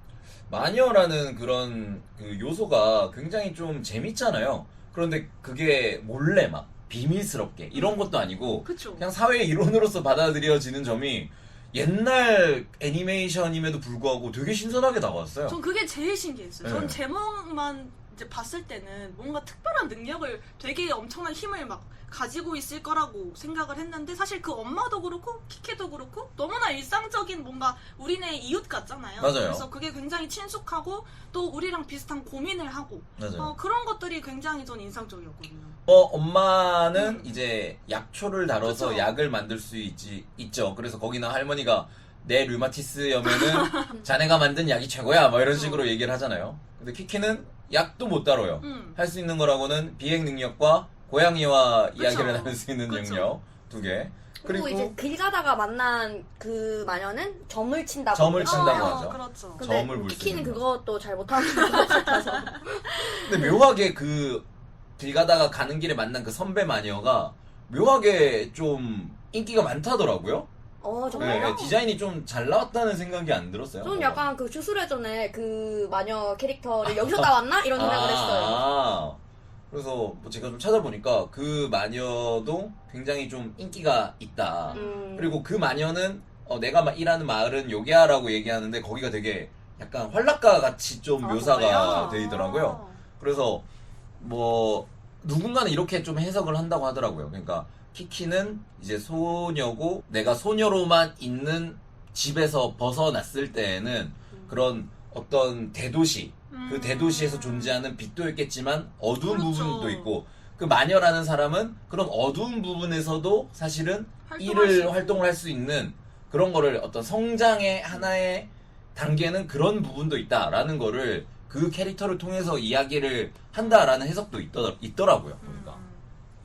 그래서 좀 키키에 대해서 조금 더 이야기를 해보자면 키키뿐만 아니라 다양한 이제 등장 인물들이 나오잖아요. 아까도 얘기했던 이제 우리의 빵집 아주머니, 이제 오소노 아주머니뿐만 아니라 그 화가 우르슬라 화가 그리고 그 빵을 배달 주문하는 이제 할머니 그리고 할머니 집에서 같이 사는 옛날부터 같이 살았던 분 하녀 시종 같은 느낌이에요. 빠사. 그리고 그분의 손녀도 나오고 그리고 우리의 그 뭔가 연애인지 썸인지 뭔가 아리까리한 톰보라는 이제 인물도 등장을 하는데 사실 이 제가 아까도 말씀드렸지만 제가 이 영화를 좋아하는 이유가 극적인 갈등이 없어서 좋아한다고 했잖아요. 가만히 아무런 걱정 없이 보고 있어도 너무 마음이 평화로워서 좋다고 저는 여러분들께 말씀드렸는데 여러분들은 이런 인물들 간의 갈등 없이 그냥 착착착착 맞아 들어가서 쭉 진행되는 애니메이션에 대해서는 어떻게 생각하나요? 키키같이. 근데 저는 갈등이 없었다고 느껴지지가 않았어요. 아. 그 내면의 갈등이 엄청나 보였거든요. 아. 왜냐면 나의 어떤 그 가치, 내가 초라해 보이고 내가 이 능력으로 뭘 할 수 있을까 열심히 노력은 하지만 뭔가 또 그 톰보를 만나서도 괜히 내가 초라해 보이고 그렇죠. 마법도 잘 안 되는 순간도 오고 하다 보니까 그 내면의 갈등은 엄청났다고 생각이 들어서 저는 갈등이 있었다고 생각하거든요. 그래서 한 내면의 그런 갈등에 좀 집중을 한 것이지 인물 간의 갈등보다는 좀 그렇게 느껴지더라고요. 아. 네. 저도 갈등이 되게 많았다고 생각이 들었고 저는 보다가 제일 스트레스 받았던 갈등 중에 하나가 인형 잃어버렸을 때 아. 네, 너무 큰 스트레스였어요. 왜냐면 만약에 이게 내가 그 받는 입장이었는데 기분이 안 좋죠, 사실. 첫 배달인데 그리고. 네, 그리고 이게 그 물건이 어쨌든 목이 뜯어졌잖아요. 그거를 맞아요. 기웠다고 해도 그 원래 작품이 아니잖아요, 그거는. 그래서 그 나는 내가 만약에 사실대로 이야기를 해야 되는 부분이지 않을까. 왜냐면 그건 거짓말이잖아요, 사실. 근데 첫 배달이고 아직 아이의 마음에서 잘 해내고 싶은 마음이 드러나는 장면이었다고는 생각하고 그 장면 때문에 결국 우르슬라를 만난 거기 때문에 우르슬라가 한 말 중에서 그냥 매일매일 할 수밖에 없다 이렇게 얘기해주는 게 되게 좀 와닿더라고요. 그냥 뭐 안 되면 해야지. 어쩔 수 없는 거니까. 슬럼프가 왔을 때 극복하는 방법은 뭐 개인마다 차이가 있겠지만 우르슬라라가 그렇게 조언하잖아요. 안 돼도 그냥 하는 수밖에 없다. 저도 그 부분에 대해서는 굉장히 좀 인상이 깊었습니다. 근데 오히려 약간 진짜 그 키비님 말씀처럼 사람마다 슬럼프를 극복하는 방법이 다른 것 같은 게 키키는 매일 노력했지만 안 됐고 결국 엄청 큰 이벤트가 있어서야 각성을 하고 해결을 했잖아요. 사람마다 다르게 와닿는 것 같기는 해요. 아까 말씀하셨듯이 키키가 어떤 대단한 사람이 아니잖아요. 그러니까 마녀라는 직업을 가진 소녀일 뿐이지 그 마녀라는 직업도 뭐 진짜 초능력을 발휘해서 대단한 걸 하는 게 아니라 그냥 뭐 은행원, 뭐 빵집 만드는 뭐 제빵사, 뭐 그런 직업 중에 하나로서 마녀가 있는 거지. 그래서 13세 소녀의 내적 갈등을 묘사를 되게 잘 하고 있잖아요. 특히 뭐 이게 다른 도시 소녀들을 보면서 옷을 보면서 그쵸. 자기 옷 한번 보고 아우 마녀들 옷을 꼭 이런 걸 입었어야 했을까라고 하고 이제 지나가면서 이쁜 신발 한번 보기도 하고 그리고 톰보랑 같이 재밌게 이야기하다가도 톰보랑 같이 어울리는 톰보 그 비행 소년단들 있잖아요. 화려한 소년들. 화려한 소녀들 옷을 보면서 삐져가지고 이렇게 집에 가고 그런 모습들이 근데 제가 갈등이 없다고 말씀드린 게 막 진짜 누가 죽고 다치고 이런 게 아니니까 뭐랄까 그런 게 내적 갈등이 너무 귀여워요. 그러니까 우리가 이미 지나온 어떤 시절의 모습이니까 우리 네. 눈에 봤을 때는 굉장히 좀 가벼워 보이지만 사실 그 시기를 되돌아서 생각해보면 그때는 그게 너무나 큰 이슈잖아요. 맞죠. 그래서 키키는 괜히 그거에 상처받고 빗속을 헤매다가 감기 그 걸리고. 감기 걸리고 파티에도 못 가고 톰보가 그 파티 복장을 너무 본격적으로 갖춰 입고 온 거예요. 이게 무슨 파티길래 저렇게 빼입고 왔나? 이런 생각이 들었고 몇 살인데 정장을 입고 오지?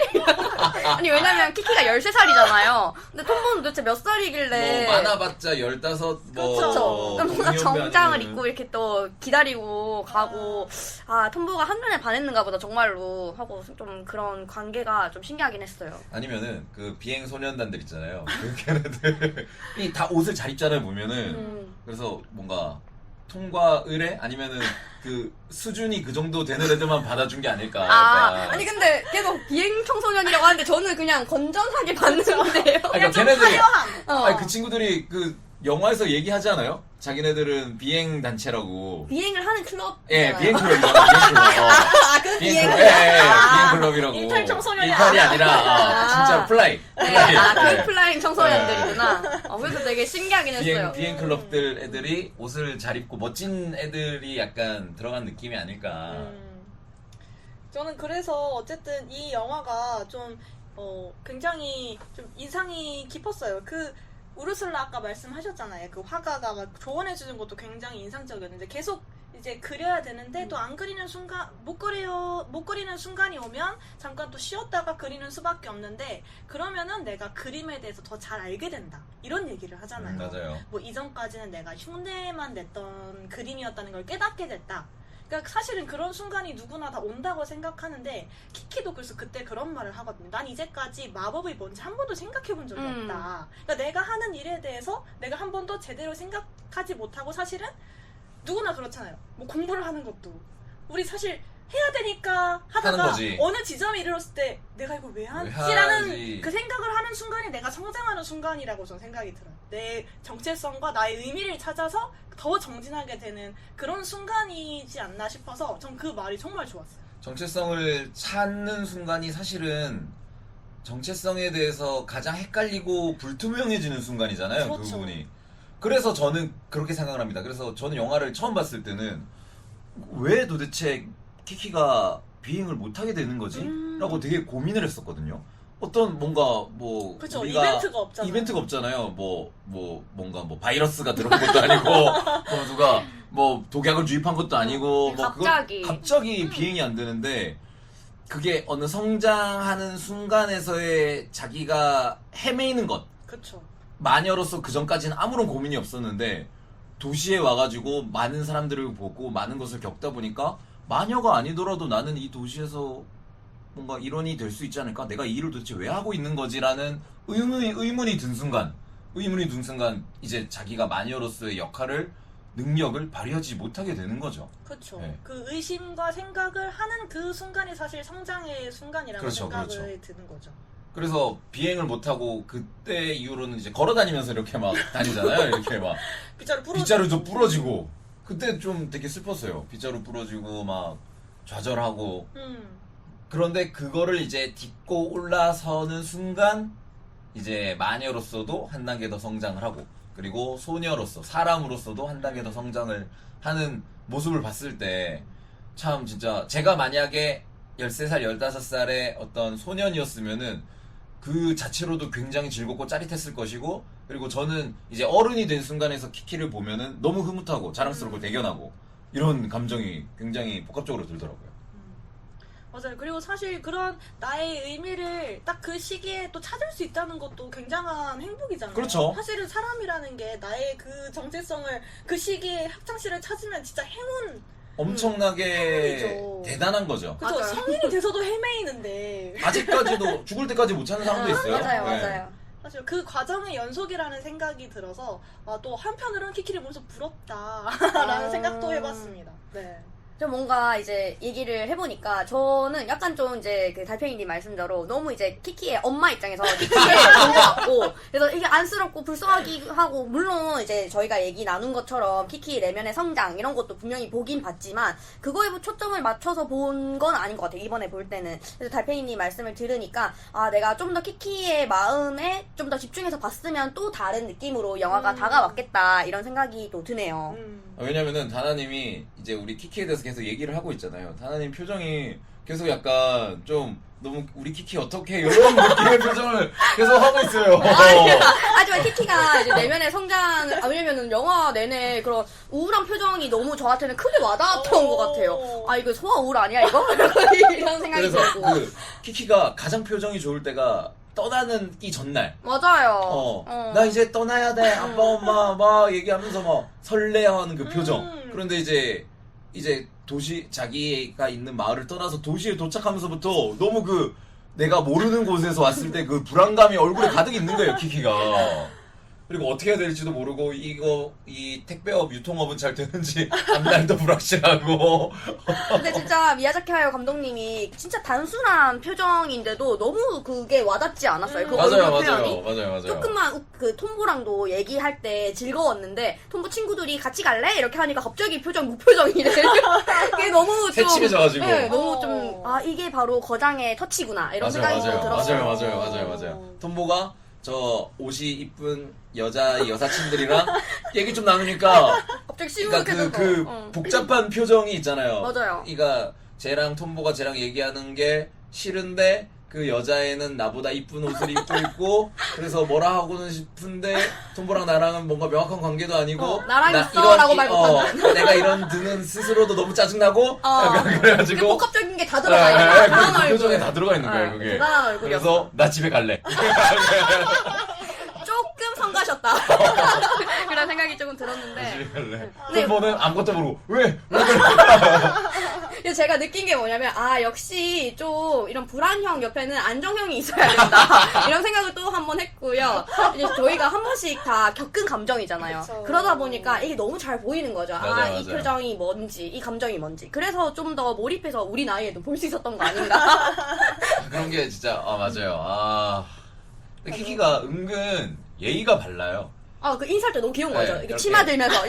무릎 살짝 굽힌 거 있잖아요. 숙녀처럼. 예. 그게 너무 귀여워. 어디서 배웠나 봐, 그걸. 그러니까 진짜 사춘기 소녀의 전형적인 모습이라는 생각이 전 딱 들었어요. 그 맞아요, 친구들하고도 나를 또 비교하게 되는 게 또 사춘기에. 그러니까. 내 능력과 저 친구의 능력, 내 모습과 저 친구의 모습 비교하고 막 이런. 그래서 어른이 돼가는 정말 그 사춘기 소녀의 성장 이야기라는 게 정말 와닿았어요. 그러니까 어른들 말씀이 너무 이해가 되는 게 우리가 봤을 때는 키키가 너무 귀엽고 너무 이제 뭘 입어도 예쁘고 너무 뭐 안 해도 되게 예쁘니까 근데 키키 마음은 다른 거죠. 나는 지금 이 옷도 거지 같고 못생겼어 막 이러는 게 그래서 진짜 귀엽다. 키키가 이제 세월이 흘러도 이렇게 명작이라고 불리는 데는 이유가 있다 이런 생각이 또 들었네요.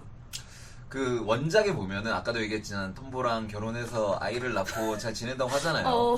쌍둥이를 낳는데요. 근데 이제 엄마가 마녀면 이제 자식도 이제 마녀인데 근데 이제 그거를 원작에서는 택할 수 있다고 하더라고요. 그래서 마녀인지 아닌지 자기가 마녀의 업을 할지 안 할지를. 우와. 근데 웃긴 게 쌍둥이를 낳는데 여자인 여아는 마녀에 관심이 없고 남자인 애가 오히려 그 마녀업에 관심이 있어가지고 그거에 대한 이야기를 하는 걸 보면서 지금은 제가 그 책을 읽으면은 별로 재미가 있을 것 같진 않아요. 해리포터처럼. 그런데 제가 당시에 10대 후반쯤에 책을 읽었으면은 진짜 너무 재밌게 봤을 것 같다라는 생각이 좀 들더라고요. 사실 그쵸. 내가 갖고 태어난 것과 다른 직업을 선택할 수 있는 거잖아요. 그래서 키키를 보는 것만으로도 굉장히 즐거웠고 그 키키의 성장을 보는 것도 역시 굉장히 흐뭇하면서도 뭔가 아빠 미소를 짓게 되는 그런 영화지 않았나 싶습니다.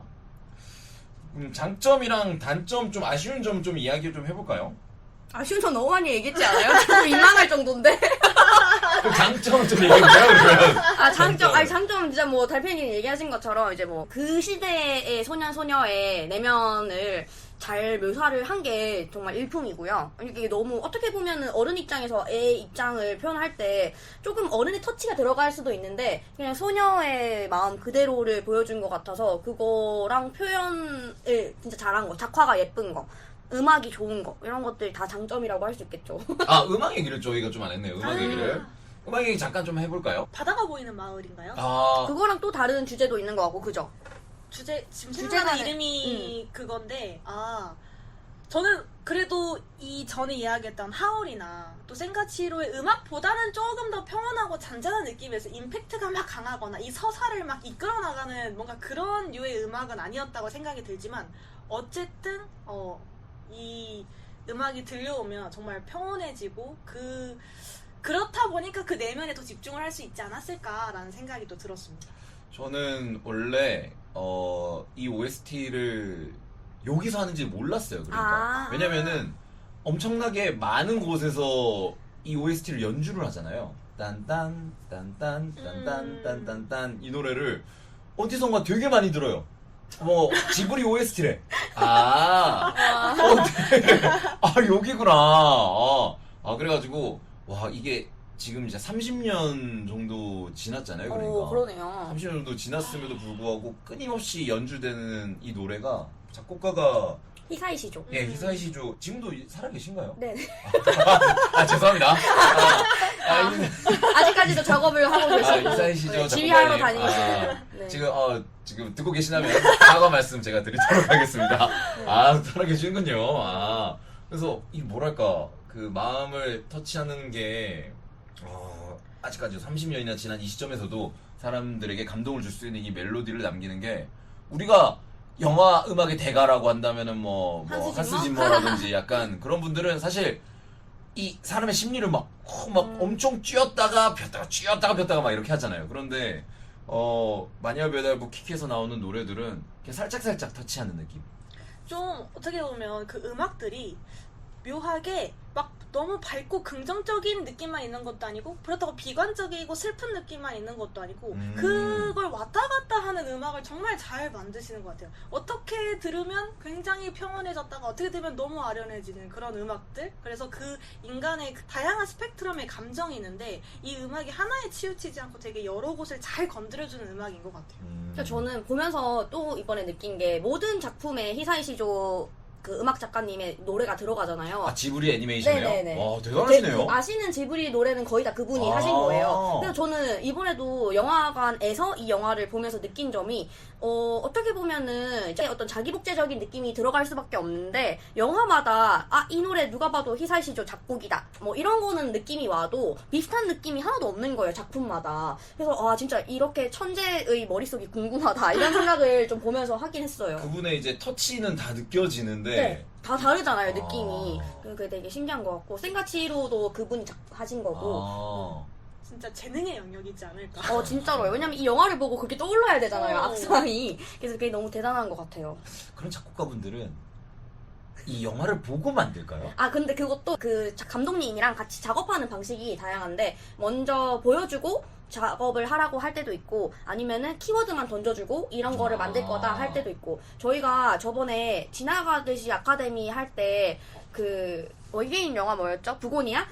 부고니아는 외계인 영화 맞죠? 네.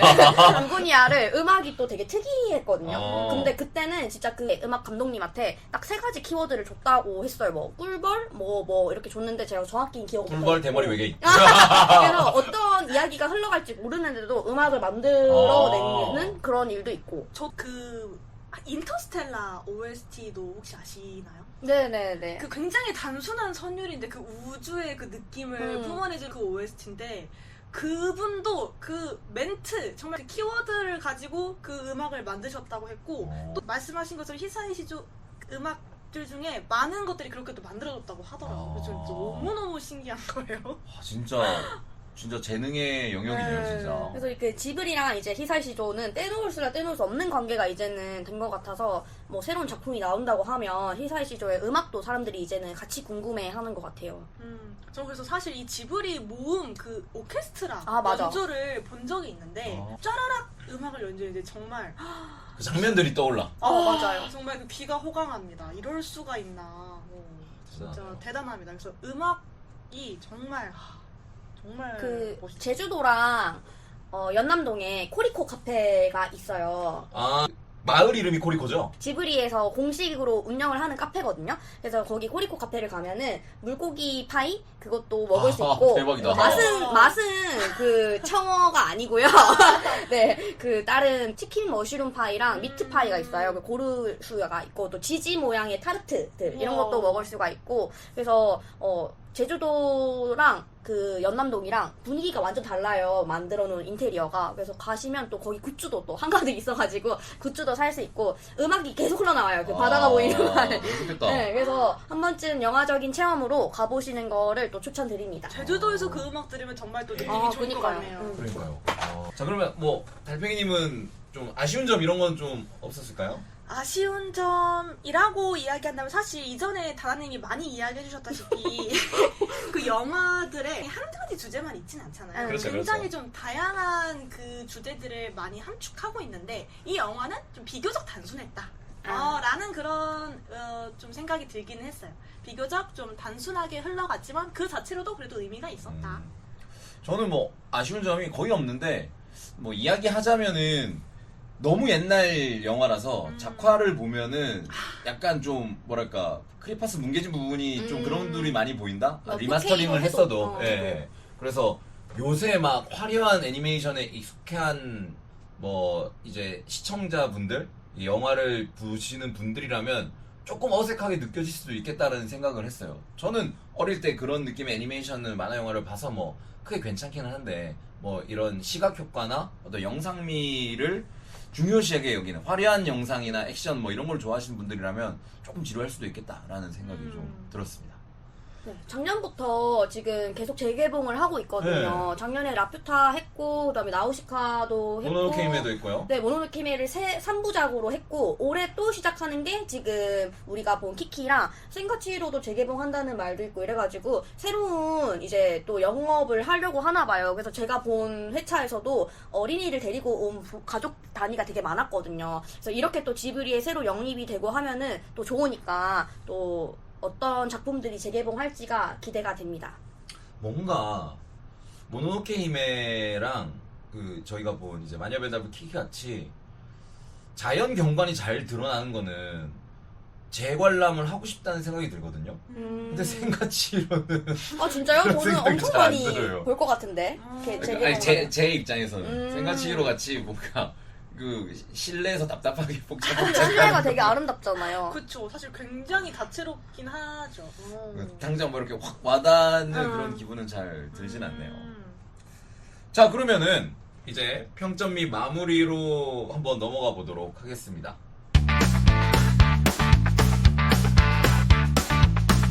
자, 평점 및 마무리를 한번 들어볼 건데요. 자, 여러분들이 생각하는 마녀 배달부 키키의 평점을 5점 만점으로 소수점까지 해가지고 5점 만점으로 평점을 매겨보시고 한 줄 감상평을 남겨보도록 하겠습니다. 예, 그러면 제가 먼저 한번 이야기를 한번 해보도록 하겠습니다. 이 영화가 이제 개봉한 지 1989년이니까 28년? 7년 됐네요. 27년 됐는데 저는 영화 정말 재밌게 봤고 아직도 그 감동이 따뜻하게 남아있어요. 그래서 4점 드리도록 와. 하겠습니다. 4점. 왜 웃으세요? 왜요? 아니 엄청 기대했어요. 아니 엄청 기대했는데 갑자기 4점이라고 하니까. 왜요? 4점 드리도록 하겠습니다. 한 줄 평은 이렇게 말씀드리고 싶네요. 아까 개봉하고 나서 27년이 지났다고 했잖아요. 마녀 배달부 키키가 배달한 27년이 지났음에도 따뜻한 감동. 이렇게 말씀드리고 싶습니다. 이제 그 매년 지나면은 추가해야 되겠네요. 추가해야 되죠? 그 음식을 배달할 때 그 따뜻함이 생명이잖아요. 아 그죠. 27년이 지났음에도 아직 온기가 있는 마녀 배달부가 배달한 그 감동, 이렇게 이야기를 좀 하고 싶습니다. 저는 저도 4.0이고요. 저는 사실 처음에는 3.5를 줬었던 것 같아요. 네. 기록을 보니까. 근데 이번에 보고 올렸고요. 4.0으로. 뭔가 키키의 노동 환경 때문에 그런 걸까요? 뭔가 되게 따뜻했고 제가 물론 쓴소리는 아니고 뭐 아쉽다 뭐 좀 보면서 스트레스 받았다 이런 얘기를 했지만 그래도 너무 좋았어요. 어쨌든 네. 지브리고 키키가 귀여웠고 또 공감되는 부분이 있어서 저는 우리 모두는 키크였다 이렇게 남기도록 하겠습니다. 의견이 비슷한데요. 왜냐면 저는 그렇게 13살에 일을 한 적은 없지만 뭔가 그 친구들과의 그런 관계들이 생각이 좀 많이 나더라고요. 맞아요, 그러니까 우리 모두는 키키였다. 좋았습니다. 좋습니다. 저도 평점이 4.0입니다. 4.0. 네. 4.0. 4.0. 지금 굉장히 비슷하네요. 네. 그리고 사실 한 줄 평도 다나님과 굉장히 비슷한데요. 우리의 마음속에 있는 키키, 우리 모두 어디든 갈 수 있어. 어디든 갈 수 있어. 우리 키키가 빗자루 타고 하늘을 날듯이 우리도 어디든 갈 수 있다고 믿으면서 또 살아야 되지 않을까 싶습니다. 키키는 그러면 1년간 근데 수련을 하잖아요. 그럼 뭐 어디 여행도 못 가는 건가요, 그러면? 그게 여행 아닐까요? 여행 중? 그쵸. 1년 워홀. 1년 살기 중. 1년 살기. 음. 코리코 마을에 1년 살기 하는 우리 마음속에 늘 코리코 마을에서 그 빵집에서 이렇게 배달 전화를 기다리며 빗자루를 옆에 지지와 함께 같이 이렇게 있는 그 모습을 늘 저희가 간직했으면 좋겠네요.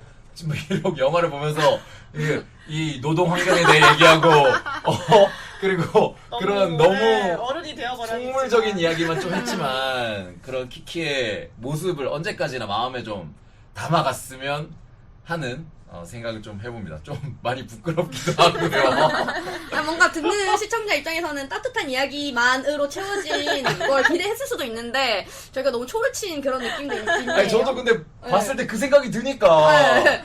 다행히 저만 그렇게 느낀 게 아니라서 또 다행이고요. 진짜. 자, 그러면은 우리 다음 영화를 지금 악마는 프라다를 악마를 입는다. 예, 악마는 프라다를 보았다 2를 프라다를 보았다? 악마를 보았다 아니에요 그거. 죄송합니다. 죄송합니다. 장르를 이렇게 바꿔버리시다니요. 악마는 악마는 프라다를 보았다는 뭐야? 악마는 프라다를 입는다 2. 죄송합니다. 제가 장르를 바꿔버렸네요. 네, 깜짝 그게 놀랐죠. 이제 녹화일 기준으로 개봉 이제 8일 전이거든요. 그래서 오. 저희가 아마 다음 녹음 때는 악마는 프라다를 입는다를 보고서 한번 이야기를 나눠볼 수 있지 않을까 싶습니다. 1편, 2편 전반적으로 다 같이 이야기를 하면 좋을 것 같아요. 네. 그래서 엄청 기대하고 있으니까 우리 청취자 여러분들께서도 영화 같이 한번 공유를 하는 시간을 나눠봤으면 좋겠습니다. 자, 날씨가 점점 더 더워지고 있습니다. 영화를 보는 것만큼이나 여러분들 건강도 잘 챙겨주시길 바라면서 다음 이 시간에 또 뵙도록 하겠습니다. 그러면 그때까지 모두 잘 지내주시길 바라면서 여기서 물러나도록 하겠습니다. 그럼 다 같이 한번 인사 한번 해볼까요? 안녕!